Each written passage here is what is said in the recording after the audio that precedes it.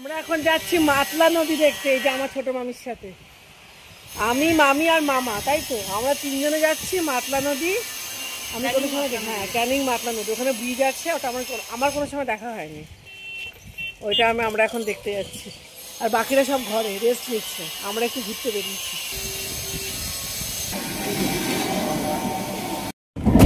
আমরা গাড়িতে বসে পড়েছি, এই যে গাড়িতে বসে পড়েছি, এইবারে ছাড়বে। আজকে ওয়েদার খুব ভালো, আকাশ পুরো মেঘলা। এই রাস্তাগুলো বেশ, সিনারি গুলো অসাধারণ। ভেসে আসে বাইরের থেকে, বাসগুলোকে ছেড়ে দেয়। হ্যাঁ, নদী পথে এগুলো ভেসে এসছে। নমস্কার বন্ধুরা, আশা করছি সকলেই ভালো আছেন যে যেখানে আছেন। চলুন আজকে আপনাদেরকে নিয়ে যাই একেবারে অন্য একটা জগতে, যেখানে সবুজে সবুজ রয়েছে। আর সত্যি কথা বলতে প্রকৃতির এত কাছাকাছি এর আগে আমি কখনো আসিনি। তো যাই হোক, চলুন আমার সাথে আপনারাও একটু প্রকৃতির অনেকটা কাছ থেকে ঘুরে আসবেন। হ্যাঁ, এখানে অবশ্যই উন্নতি হয়েছে, পাকা রাস্তা আছে, ব্রিজ আছে, যার ফলে মানুষের যাতায়াতের কোনো অসুবিধা হয়নি। আগে এই জায়গাটাতেই মানুষের যাতায়াতে বেশ অসুবিধা ছিল, কিন্তু বেশ কয়েক বছর আগে এই ব্রিজটা হওয়ার জন্য সেই অসুবিধাটাও মুছে গেছে। তাহলে চলুন বন্ধুরা, আমরা ঘুরে আসি ক্যানিং মাতলা নদীতে। কত ছোট বাচ্চাটাকে, হ্যাঁ, দেখা যায় না এগুলো এখন। ভালো, একটা ছাগল নিয়ে চলে যাচ্ছি, কিউট লাগছে দেখতে। ও বুঝেছে। ক্যানিং মাতলা নদী হলো পশ্চিমবঙ্গের দক্ষিণ 24 পরগনা জেলার একটি গুরুত্বপূর্ণ নদী। এই নদীটির মূল উৎস কিন্তু হুগলি নদী। নদীটিকে বা নদীর প্রবাহ পথকে বলতে পারেন দুভাগে ভাগ করা হয়েছে। একটি প্রবাহ কুলতলি গড়ান বশ হয়ে সুন্দরবনে গেছে এবং অন্যটি প্রবাহিত হয়েছে বাসন্তীর পাটানখালীর সূর্য বেরিয়া হয়ে বিদ্যাধরী নদীতে মিলিত হয়েছে।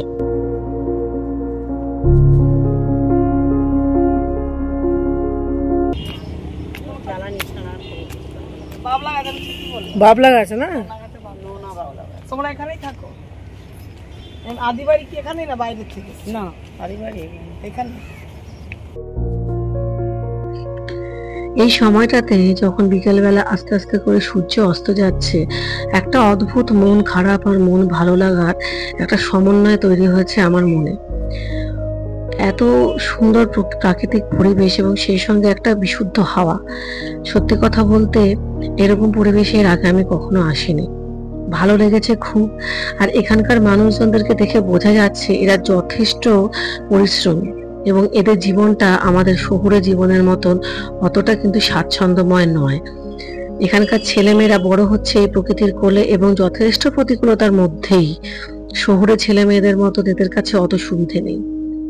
এখানকার পরিবেশ সম্পর্কে যদি আমি বলি তাহলে বলতেই হয় সবুজে ঘেরা, মাঝে নদী, নৌকো রয়েছে এবং নদীর জলটা বেশ শুকিয়ে গেছে, হয়তোবা শীতকাল ছিল বলেই শুকিয়ে গেছে। এখানকার স্থানীয় বাসিন্দাদের সাথে কথা বলে জানতে পারলাম যে বর্ষাকালে কিন্তু বেশ নদীতে জল বেড়ে যায়। যে ব্রিজটা আমার ক্যামেরাতে ধরা পড়ছে সেই ব্রিজটা করেই আমরা এসেছি। আর এই যে গাছগুলো দেখছেন না, এর বেশিরভাগটাই কিন্তু বাবলা গাছ। এই বাবলা গাছের কাঠ দিয়েই এদের রান্না বান্না চলে।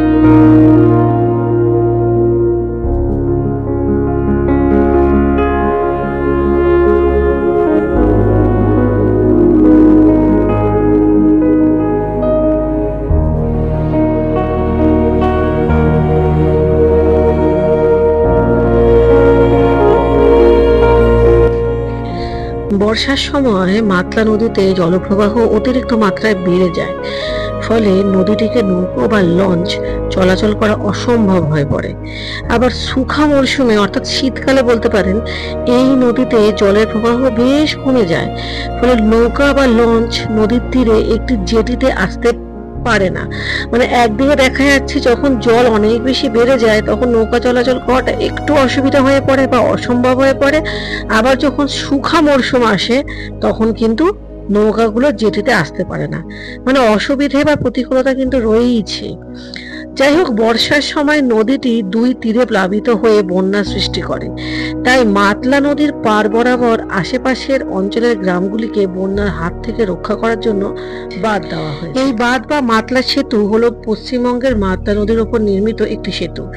ক্যানিং মহকুমায় ক্যানিং শহরে মাতলা নদীর উপরে 644 মিটার দীর্ঘ সেতুটি উদ্বোধন করেন পশ্চিমবঙ্গের প্রাক্তন মুখ্যমন্ত্রী বুদ্ধদেব ভট্টাচার্য 2011 সালের জানুয়ারি মাসে, এবং এই সেতুটি মাতলা সেতু নামে পরিচিত। এই সেতু ক্যানিং এবং বাসন্তীকে যুক্ত করেছে।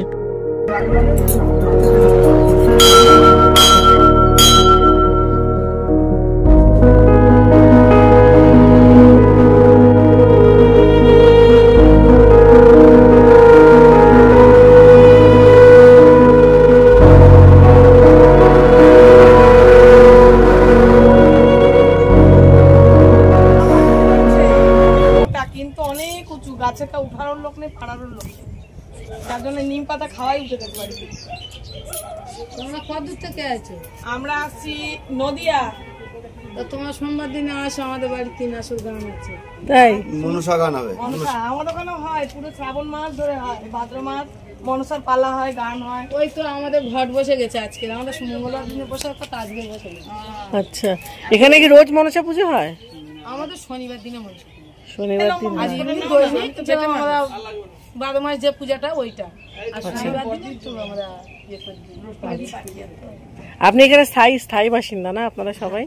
আচ্ছা, ধন্যবাদ, আমি আমার কাছে জিনিস পেয়ে গেলাম।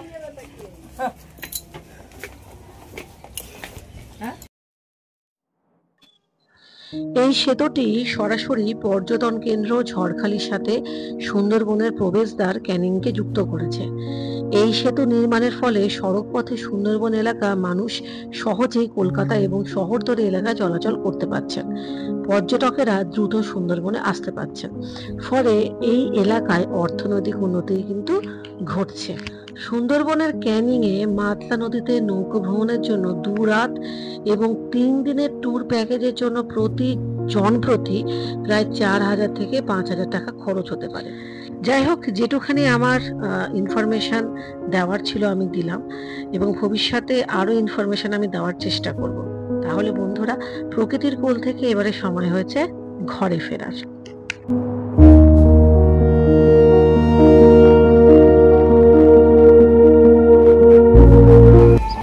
আমরা এখন চা খাবো একটু,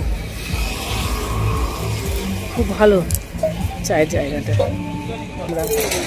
হ্যাঁ আমি ওখানটায় চলো, ওটা ভালো জায়গা। তো আমার শুধু ভয়, ভয় পড়ে যাবো, আমরা পড়ে যাবো, মামা খালি ভয় পাচ্ছে। পিছনে পড়ে যাবো, পিছনে পড়লে আসলে জল তো কতটা পড়বি কি করে দেখো। আর আমাদের ওয়েট কি এত বেশি, আমাদের ওয়েটে এত ভিতু। ওই যে কুকুরটা পেরেছে।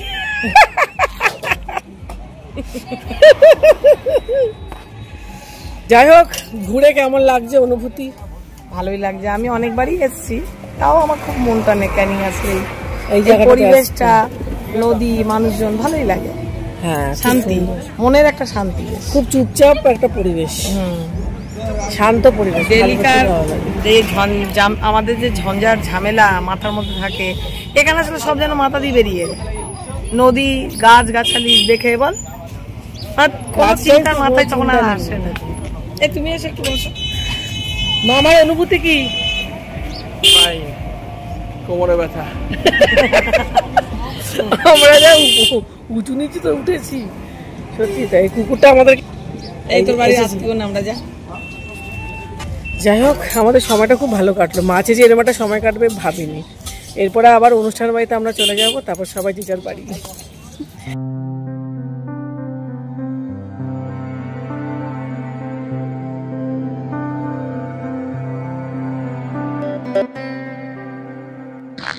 আমার একটুখানি বলতে খারাপই লাগছে বন্ধুরা, যে ক্যানিং এর মতন একটা জায়গাতে এইরকম একটা গুরুত্বপূর্ণ সরকারি হেরিটেজ থাকা সত্ত্বেও কেন এই বাড়িটা সেভাবে করে রক্ষণাবেক্ষণ পেল না আমি জানি না।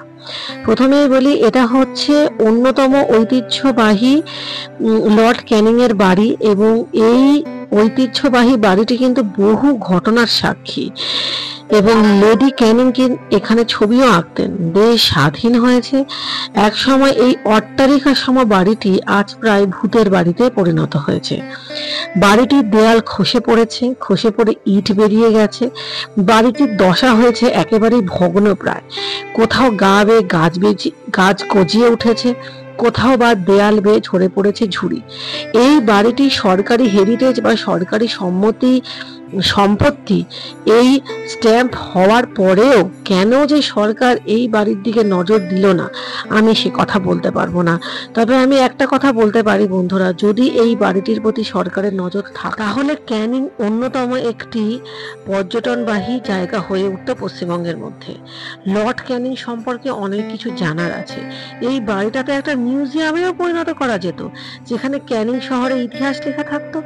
জানি না কেন আমাদের সরকার বিরূপ এই বাড়িটির প্রতি। সবাই মিলে টাটা বাই বাই করে দাও। আমাদের মাতলা নদী ঘোরা, লর্ড ক্যানিং এর বাড়ি ঘোরা সব হলো। টাটা। আমরাও এই বাংলোতে এসে থাকি আর না থাকি, হ্যাঁ উঠেছি, বাড়িতে উঠেছি। হ্যাঁ উঠেছি। আর এটাই সব থেকে ভালো জায়গা ব্লগটা শেষ করা। সবসময় তো একঘেয়েমি করেই ব্লগটা শেষ করি। পিছনে লর্ড ক্যানিং এর বাড়ি, সামনে আমি, একটা বিশাল একটা অনুভূতি হচ্ছে। হ্যাঁ বাপরে, তাল গাছ ছাড়ি সত্যি একটা দোতলা বিল্ডিং এর থেকে ছাড়িয়ে গেছে তাল গাছ। আচ্ছা এর কাছে ভূত থাকলে কতগুলো ভূত থাকবে? প্রচুর ভূত থাকবে, প্রত্যেকটা রুমে একটা করে ভূত। প্রত্যেকের রুমে একটা করে জন্য বলা হচ্ছে লর্ড ক্যানিং এর বাড়িটা ফাঁকা আছে, অনেকগুলো রুম, সবাই চলে আসো। বটগাছ তাল গাছ সব আছে, চলে আসো। ঠিক আছে বন্ধুরা, তাহলে আবার দেখা হচ্ছে অন্য একটা ব্লগে। টাটা বাই বাই, সবাই ভালো থাকবেন। সবার জন্য অনেক অনেক ভালোবাসা রইল। এই ব্লগটা এখানে শেষ। এবার আমরা যাবো, রেডি হব হয়ে আবার দেখা হচ্ছে অনুষ্ঠান বাড়িতে। টাটা।